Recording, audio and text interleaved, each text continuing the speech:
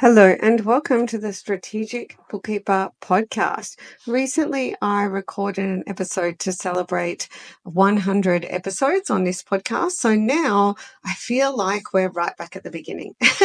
I feel like I'm into the second 100 episodes. So I thought I would start this kind of fresh approach with an episode about standard operating procedures. I usually focus more around brand marketing and selling in my podcast episodes, but I do episodes around other topics. But even when I do pricing, I always think it's a part of brand marketing and selling as well, but it is a process for front end, back end. So standard operating procedures, going to dive into that today. Might be a bit different to what you tend to hear from other people, but I know you'll get a lot out of my thought leadership on the topic, and I'll see you in the episode. I'm Jeannie Savage, the Strategic Bookkeeper. I've been in practice for 14 years, but more importantly, 5 years in, I achieved a lifestyle practice. This means I scaled my business, could take my hands off the wheel, and draw a nice six-figure income while being time rich. And that's what I call my dream on my terms. I was recently awarded Women in Finance Innovator of the Year, recognizing my book, my podcast, my program, and my impact globally.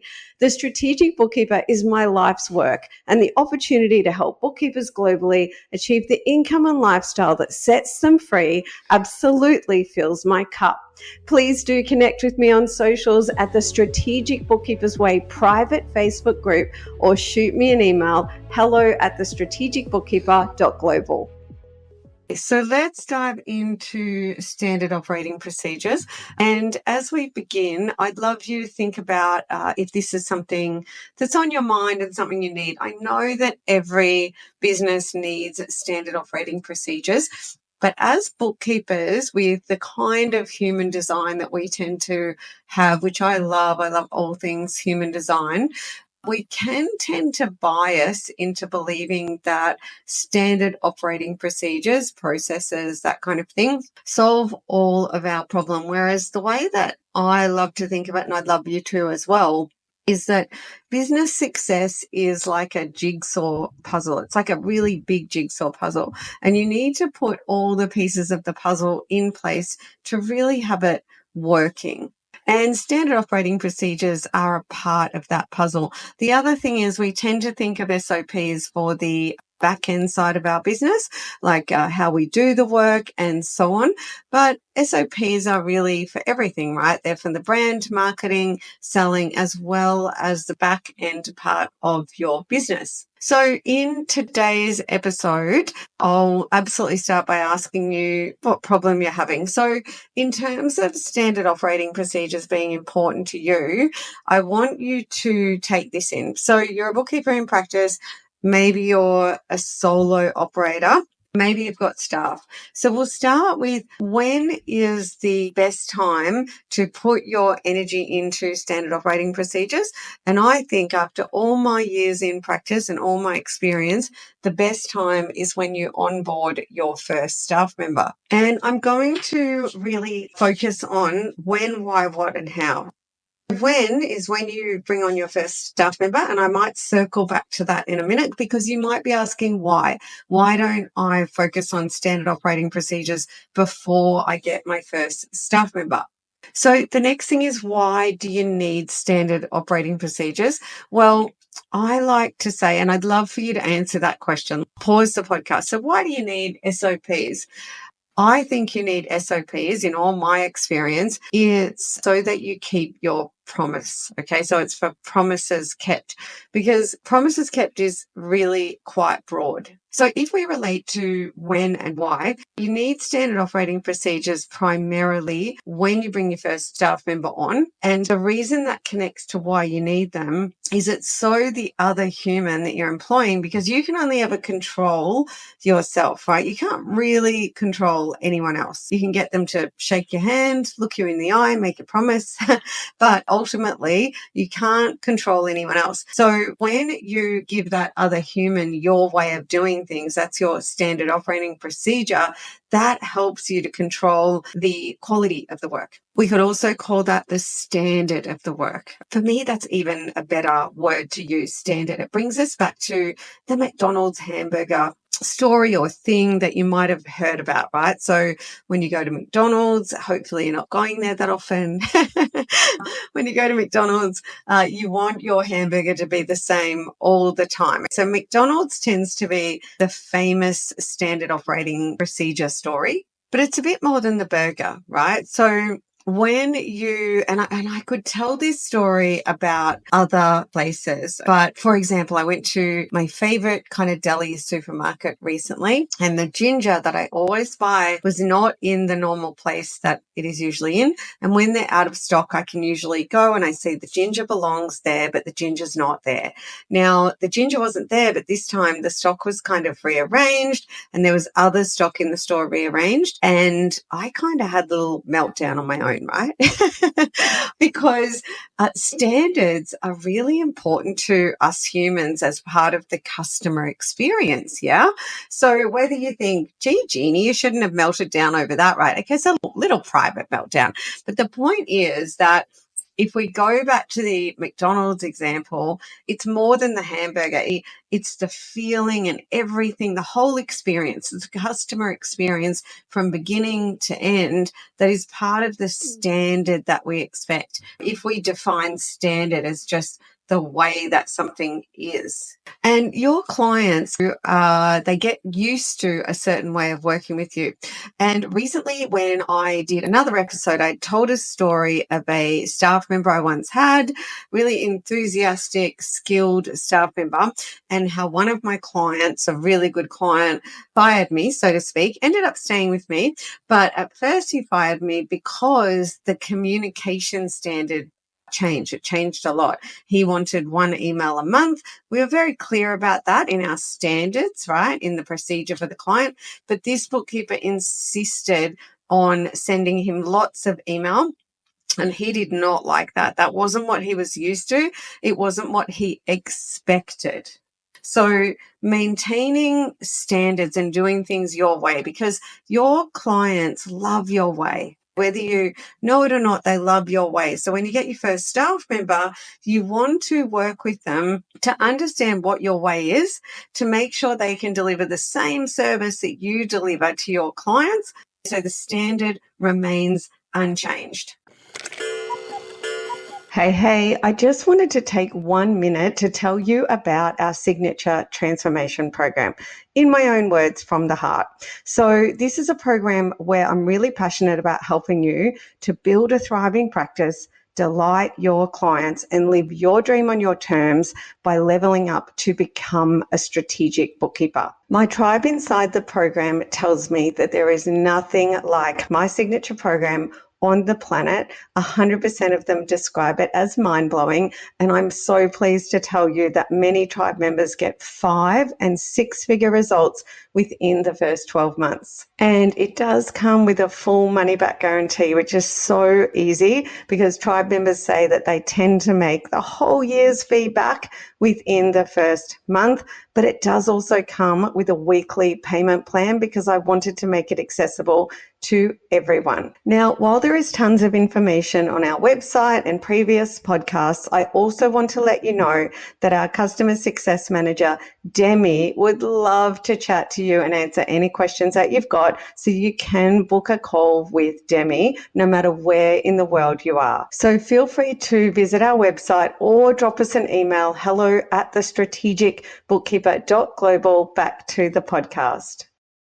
So hopefully that's given you some food for thought. So we've looked at when should you bring in standard operating procedures and why. Now, let's go on to what and then how. So what are standard operating procedures? Well, if we break that down, standard would kind of mean normal. Okay, so it would be the normal operating way. So totally related to what I just said then. This is the way we operate day to day, and we want to keep doing things that way. So standard operating procedures, it is systems and processes. Now, I'll take a detour and remind you that my first book, The Strategic Bookkeeper, has got 2 chapters on this. You've got systems and team. So please do use those 2 chapters. So back to what are standard operating procedures. If we go into more the nuts and bolts of what they are, they tend to be checklists and documents and videos and voice clips and manuals and things like that, so that you can make sure when you hire someone and hire again, you can give them all your standard operating procedures. Here you go. They can get themselves familiar with them. They can maybe be tested on them so they can carry out the day-to-day in that way. So we'll move on to, well, how do you create standard operating procedures? And then we'll probably mix up the when, what, how as well. So how do you create standard operating procedures? Well, I'm going to go back for a minute to the when, okay? So I said you need SOPs when you recruit your first staff member. Now, in my book, in the chapters on systems and team, particularly systems, I do say to you that if you're a solopreneur, you're all by yourself. And actually, I'm thinking of one of our tribe members, Chris. She's so cool. All of the tribe are cool. And how when we were chatting before she joined the program, she had it was just her by herself, but she has been a really amazing bookkeeper, running a great practice. She was working 7 days a week when we first chatted. She said, I've just got all these like notes and handwritten things and manual things stuck all over the place and checklists. And she said it like it was a bad thing. And I loved it, because when you're a solopreneur, what you need is whatever you need to keep your promise to your client. Okay. So that is task and time. So here's what I'm going to do. And here's the time frame I'm going to do it in. And your promise is generally your service level agreement. So when you're all by yourself, and I think back to when I was by myself, okay, I just used a checklist. So what I would do is I would do all the client work. And then once I'd kind of finished, or I thought I'd finished, I would go to my checklist and run my finger down my checklist. And then I generally realize, I better go and look at that item there. Because as a bookkeeper in practice, there's a lot in a month of bookkeeping to do. Checklists are amazing. And when you're on your own, that is the kind of SOP you need. The other SOP I think you need when you're on your own, which is exactly what Chris was kind of doing in her own way, the kind of thing that I probably had, but we ended up formalizing it, because everything that I talked to you about here, we have inside our transformation program. So as well as checklists for you to do the work, also some notes specific to the client.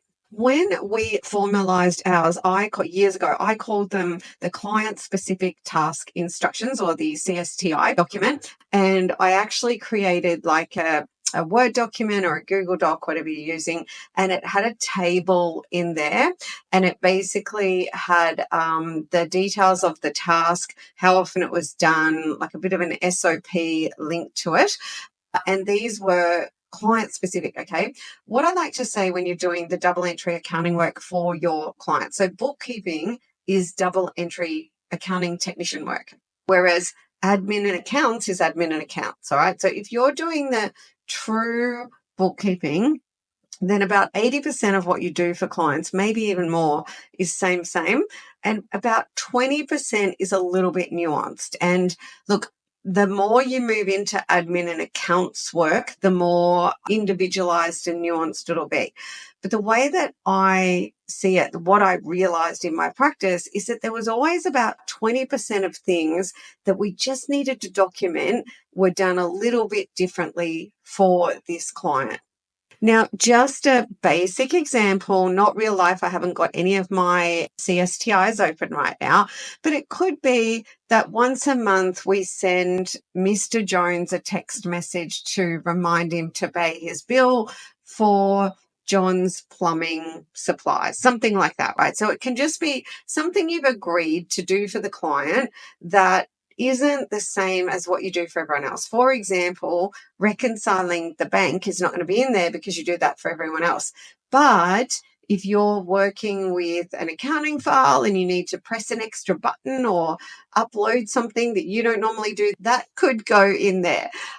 Now, these days, we have updated the name of that document to the client's way, because we like to think of our own standard operating procedures as, for my practice, the Cloud9 way.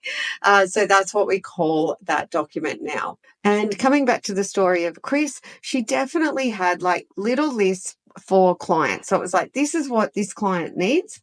And then she had her own internal checklist, and they were just, I think they were even handwritten or something like that, but they were definitely printed out.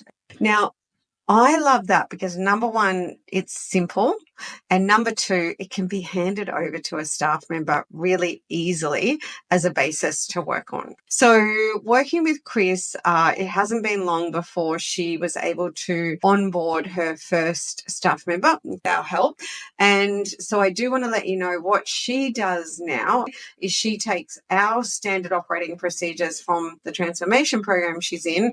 Let's call her staff member Sally. She gives it to Sally, and Sally slowly but surely learns and implements all of the standard operating procedures, as well as all the nuances of the things that Chris has already given her in these beautiful manual checklists and notes that she had as a solopreneur. Now, another thing about Chris moves heaven and earth to keep her promise.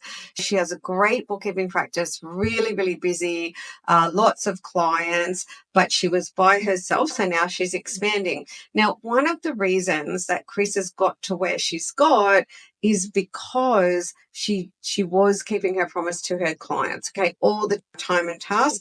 And one of the ways she did that was these beautiful, simple, brilliant reminders like checklists. So when you're by yourself, whatever you need to keep your promise to your client is exactly what you need to use. Now, in terms of how, so let's say you are all by yourself. Then in terms of how, well, that should be fairly simple from what I've explained here. So a nice end of month checklist plus a little note for each client that you are working on, just like I've instructed. So when you bring on your first team member, so if you are inside our transformation program, then exactly what I said then, what we prefer to do is help you to give that staff member access to our SOPs and also the implementation sessions. And then we like you to think of SOPs as a 12-month project, even though you can get them implemented earlier than that. I think standard operating procedures, it's a big subject. And what you want to do is understand what you need to implement right through. So we've got, for example, and I can look at my computer when I talk to you about this. So before I started this episode, I actually had a look at what's inside our transformation program. And then I opened up a whole lot of folders that the Transformation Program Academy links to when it comes to standard operating procedures. My Joe McMahon heads all of that up at the Strategic Bookkeeper, while I head up brand marketing and selling. So I'm not always completely across it, although I was very involved in building it. Right? The reason I like a 12-month project is, number one, it sets you up for success, okay? Because if you say, okay, we're going to start this special project called Standard Operating Procedures, we're going to start from wherever we are here today, and then in 12 months' time, it's going to be like everything's like a well-oiled machine. You're giving yourself lots of breathing space. Even if it gets done in 3 months, fantastic. You've got another 9 months to just test and refine and so on, okay?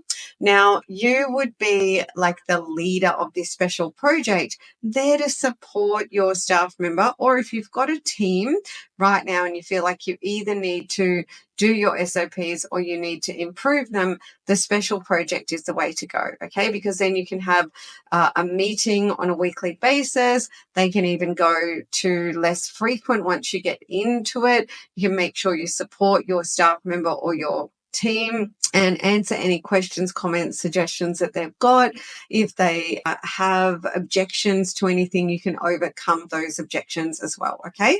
And I'll give you an example. So years and years ago, when I decided I wanted to do a new round where we refreshed our standard operating procedures, and at that time, what I wanted to do was bring in how-to videos for every client. So the practice was growing, and I realized that with that, the risk grew.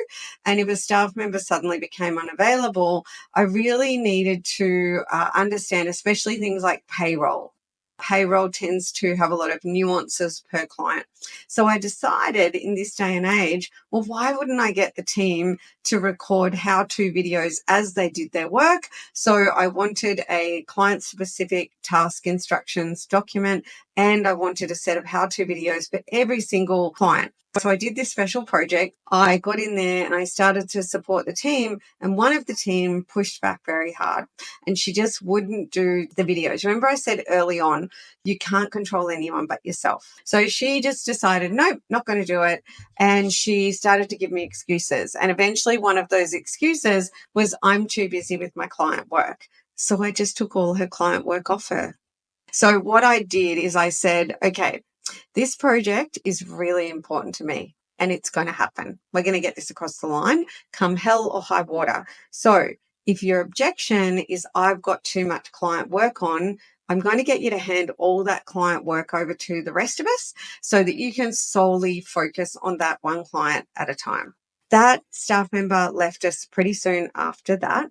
And that's okay. Like I said, you can't control anyone but yourself. So when you do that special project, it's also going to give you time just to slow down and look at exactly what happens in the practice from A to Z so that you can go about just creating those standard operating procedures for exactly what's happening now. Now, the next thing I'll tell you around the how is about something I call the TPP. So T stands for tech, P stands for process, and the last P stands for people. And I came up with the TPP concept about 20 or just over 20 years ago when I was working in our family business and we needed to implement SOPs. I think at that time it was nearing on 100 million in revenue. Okay.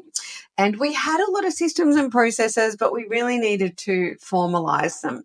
And what occurred to me, I was working quite heavily in the tech at the time. I actually was helping to build fully integrated accounting software. And so I had a lot of experience there. I was managing all the IT. I realized that the way that systems standard operating procedures worked was a framework where you had amazing tech. It was a time where business and the world was realizing that tech was really powerful. Fast forward to today, and we've got ChatGPT. But way back then, we were realizing that. So that I realized that tech could be a kind of manager in its own right. So I thought, okay, we need amazing tech. Then we need really solid processes. And then we need people that follow the process inside the tech. Okay, so three things: tech, process, people, goes in reverse. So people, process, tech. And inside the tribe, my tribe really loved this concept and it really speaks to them. And so I want you to think about that too. A really amazing tech stack. Okay. These days, tech is team. You really need to think of your tech as team. At my bookkeeping practice, we spend a fair bit on tech, but we save a lot more than we spend.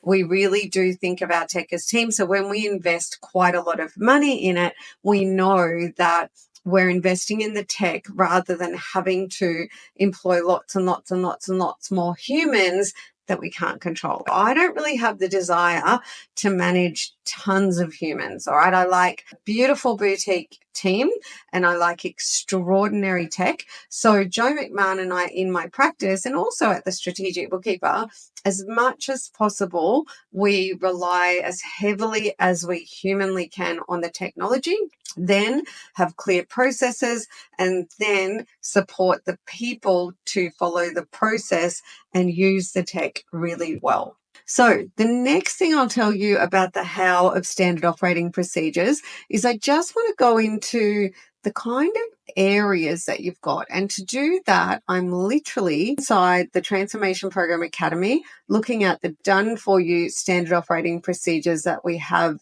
in there.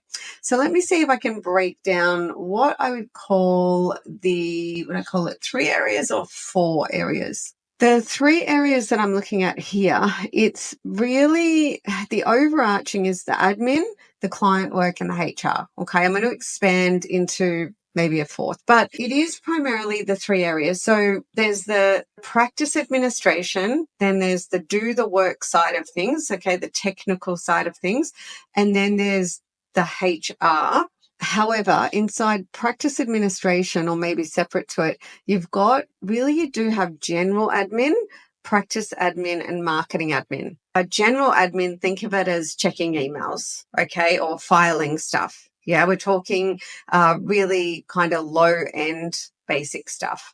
And then you've got the marketing admin is more like creating social media content, posting social media content, working out any email sequencing, maybe some stuff around podcasting. So there's marketing admin, which is it's a different kind of skill set, and it's a different human that enjoys that, okay, if we're putting round pegs in round holes. Then you've got the practice administration. So think client onboarding. Okay, think about all those kind of things that happen in the practice administration. Can also be for us at my bookkeeping practice, we use Xero software. I know in the Northern Hemisphere, QuickBooks Online or Intuit is more popular, and there's other packages like MyOb and Reckon and all the other ones. We use that. And then we also use Xero Tax and Xero Practice Manager, and a lot of the functions that happen in there, like creating jobs for clients and finalizing lodgements and following up on lodgements and sending clients their report dashboard, that is all practice administration. So the practice admin bucket is pretty big, but the general admin bucket's got a lot in it too. And these things, oh my goodness, they take up a lot of our time. And then the marketing admin bucket is pretty juicy too. Okay, so there's a lot in there.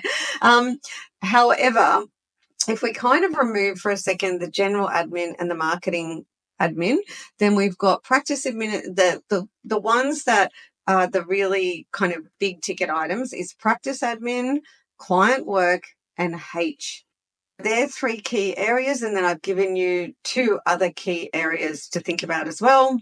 In a lot of bookkeeping practices, the owner does all the brand marketing and selling work. So the more outside of marketing admin, where you've got other kind of brand marketing and selling stuff going on, that might even include handling client inquiries and the conversion process. So needs analysis and conversion process. These are things that sit more in that brand marketing and selling bucket that need to be standardized as well. You need SOPs. However, there are some great books like The E-Myth by Michael Gerber. There's the book written by the creator of Trainual, if you want to look that one up. There is also, that one's Chris Ronzio. Okay, that's I think it's My Business Playbook by Chris Ronzio. There's a range of books, and you've got the chapters inside my book. But something that I was reading inside one of them, which was so 100% true, is the first thing you really need to look at for your standard operating procedures is the critical client flow, okay? So that's why I like to say think of practice admin, client work, and HR, because those 3 really relate to the client, the critical client workflow, okay? So, for example, inside your practice admin, you might be looking at from when a prospective client reaches out to do an inquiry, and your standard operating procedure might be around the who does the needs analysis, who does the conversion process, what does that look like? Or you might say, okay, well, I'm the practice owner, I'm doing that. Let's start from when the client says yes. When the prospective client says go, what happens? So, for example, Do you create a job in a job management software, or are you just using Microsoft Excel for that right now? Where do you schedule the work? Does that happen inside Google Calendar like it does for us? Once the work is scheduled, what happens after that? Do you make a monthly phone call to each client? That's what we do. That's what we recommend. So the critical client flow is the place to start, because that's what relates to promises kept. So let's circle back to the beginning of the podcast. So why do we have standard operating procedures? Well, the heart and soul is promises kept. Okay, so it's to keep your promise to your client. And when you outline the critical client flow and you spend that 12 months really learning and having the team implement and testing and measuring and supporting everyone to a point where you're kind of turnkey, you're as turnkey as you can get, then you are doing your best effort to keep your promises. For us in our bookkeeping practice, if anything happens that we miss something, and the clients can be really nice, they might be like, oh, I think you missed something. We think of it as promise broken and an alarm goes off. We actually have a sheet internally, which is called Better Every Week. We have meetings on a weekly basis as part of our Better Every Week process. So we have a week in retro and a week ahead. So we look at the week that was, we look at the week ahead, but throughout the week, anyone can go into the Better Every Week sheet and mention something that didn't go quite right, talk about the SOP related, suggest an update to the SOP, and then who are they suggesting handles that, and then we go over that in the meeting every week. Promises kept is why we have SOPs. Now, there is lots more I can tell you on the subject. There is lots more that I have told you on the subject inside the Strategic Bookkeeper first book in the last 2 chapters, but I'm going to leave that there on the when, why, what, how of SOPs. If you have any comments, questions, suggestions, I'd love to hear them, either in the private Facebook group that you can join, the Strategic Bookkeepers Way, or just drop me an email and I'll see you in the next episode. Okay, my friend, now it is time to take action. So what are you going to do with what you learned today? The way I see it, you've got 2 options. You can go it alone to try and save some money, or you can back yourself and go for it and join my tribe. And let me tell you, we are knocking it out of the ballpark. That's not a sales pitch. That is me serving you, dare I say, courageously. To find success, I 100% know you need the mechanics, which is like the keys to the kingdom, but you also need to get your mindset right and be super productive. And these are all things I help you with inside the program. I could go on about this forever because I really want this for you. Have a prosperous week, and I'll see you in the next episode.